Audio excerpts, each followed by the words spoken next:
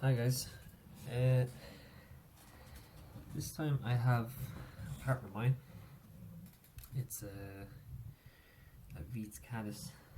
A few alterations for particular ways can be working for me the last couple of years on the river. I really like the pattern. Different hotspots, different way of using the tags, things like that. So this is one I've done. So I'm just going to run you through one that I'll do now. So the hook is a size 12 jig hook by Dohiku. It's a really good hook. Now for this time, on the fly I just showed you I had a gold 3.5 count or a slotted bead. This time I have a slotted 3.5 black nickel bead. Now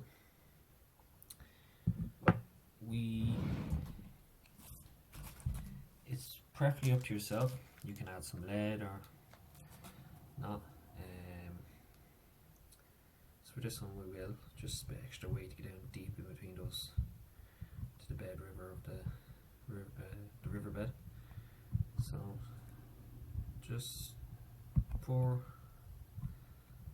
turns, 4.5 turns of lead there.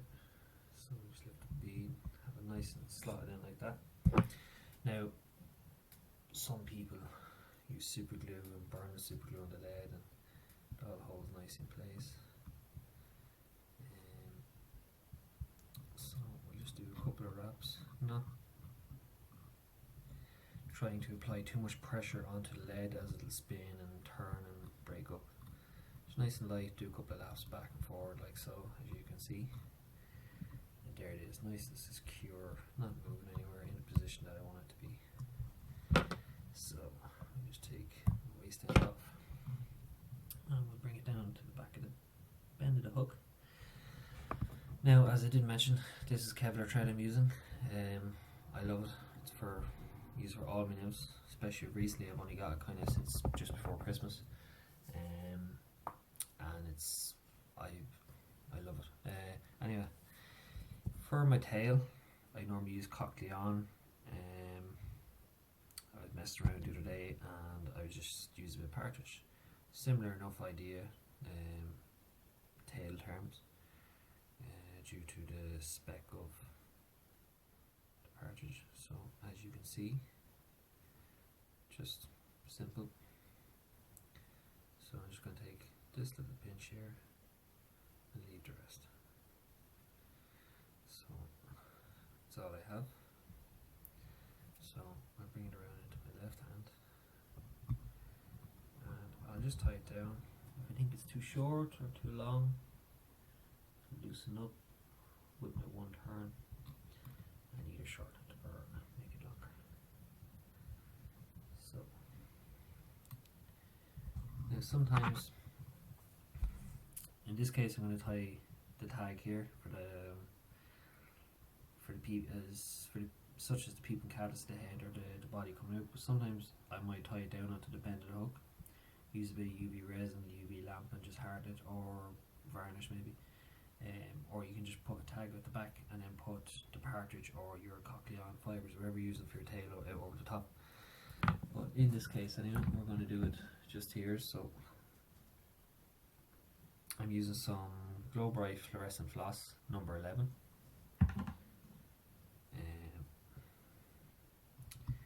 Simply just tie it in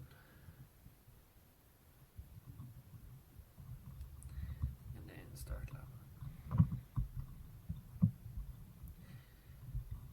Very important when you're doing little tags like this, that because the floss is going through your hand and you have to control it through your fingertips, make sure your fingertips are clean. If there's any dirt or dust on them, they will darken the shade of the floss. Now, it doesn't affect it dramatically, but at the same time, you want to do it how it's right. So we just tie that off. Now, what I use is a silver wire. It's an ultra wire, small, and I just tie this in. There's 2 turns for the moment, and then what I get then is my Uni Mylar. Uni Mylar number 14 pearl, and I tie this in like so. Now one little thing I forgot to do, some people like to do, some people don't like to do it. My experience since last year is when the fish start biting, this floss tag here always gets broken up. Sometimes a good thing, it shows little legs, but for me I wanted to try elastic, so I just put a bit on top. A bit of Sally Hansen is what I use. You can use UV resin or whatever you like. So I'll just move these back out of the way. Now for the body, I have Troutline,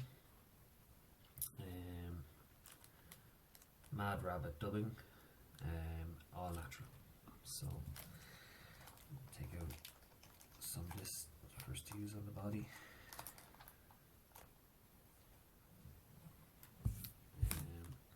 Now what I like to use is my wax to have it nice and neat going up, and then afterwards I can brush it out. So I just grab pinch by pinch, rub my dubbing on, moving everything up closer to the body of the fly. Sometimes when you find when you move your dubbing up, it might just sparse a little bit here. It's just tighten it, so that's not going to get in the way of anything else. And then nice and slowly, turn by turn, come up the body. Now we just get a bit more. There's a bit of wax there, so I'll actually use that.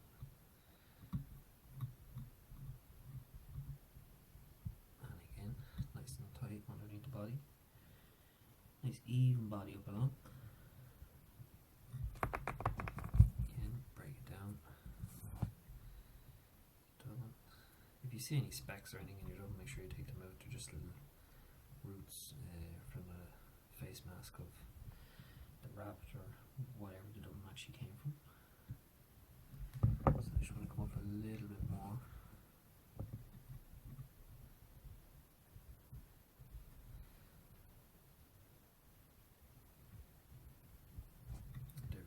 So what we grab first is our Uni Mylar pearl, and we do 1 turn just at the base, and then onto the dubbing. Now this is a fine Uni Mylar pearl. Just a couple of turns and tie it off just in behind the bead.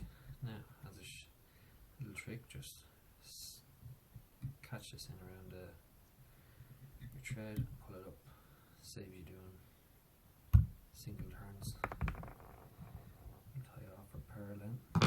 Now because the pearl is weak is the reason I use the fine silver wire. Now I tried to keep the pearl on the outside and the rib on the inside, so that the silver rib doesn't block out the flash or the pearl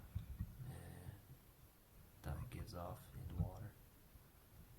And I just have it to the edge of it. And again, twisting this around. Bring it up.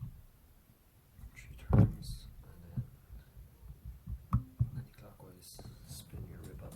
Now, that's the rib and the pearl rib all nicely tied in. What I do now before I put my Throax in is I would brush out the dubbing. So using a toothbrush, finally cut down or Velcro, just brush up the way and downwards and back towards the bead, never down the body towards the tail. Just getting all those little fibres of dubbing out from between the rib and on the same other side. So what I like to do is just press on one side and then kind of brush again with my fingers, such, just so you don't cause any damage to the hook if it's a weak hook you're using. Not that this is a weak hook, but just extra support so you can apply more pressure to get those nice fibres out. And just brush them down roughly on the body.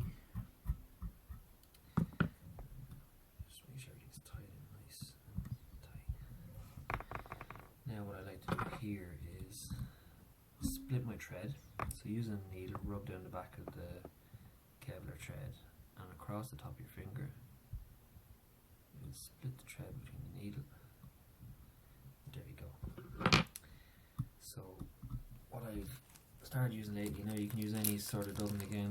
I have Micro Flash by Hends dubbing, number 18. It's a nice purpley colour. You can use green, you can use orange, red.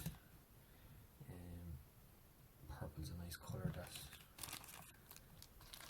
fish can see.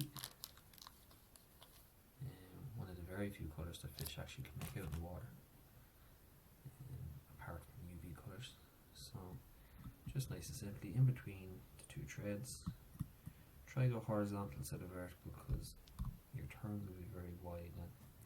And there might be just a little bit too much there. Just sparse it a little bit.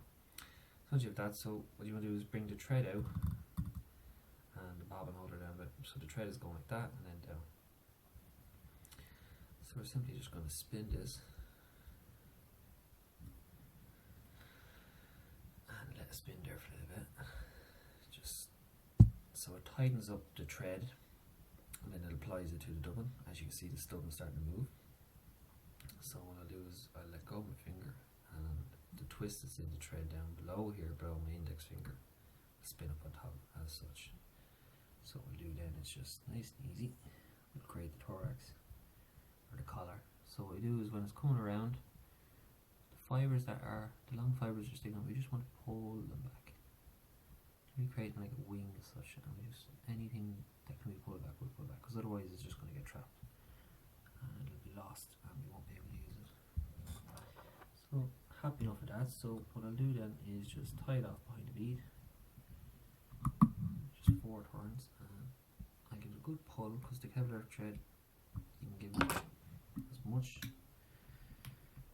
pull as you want and it's actually very hard to break, and it just tucks everything nice and neatly in one. So what you want to do here then is just initially brush up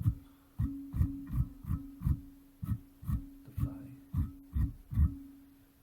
down a little bit, and then what we're just going to do, any long ones, just pluck them out. We'll simply push everything down the bottom so it all intertwines.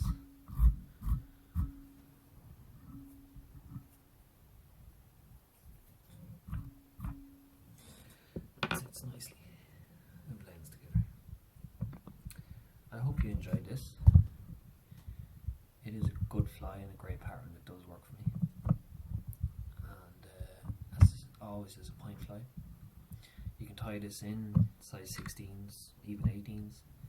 I normally stick to my 12s and 14s and sometimes even 10s. You go bigger depending on if you want a deep fly. So I hope you enjoyed it. Thank you very much.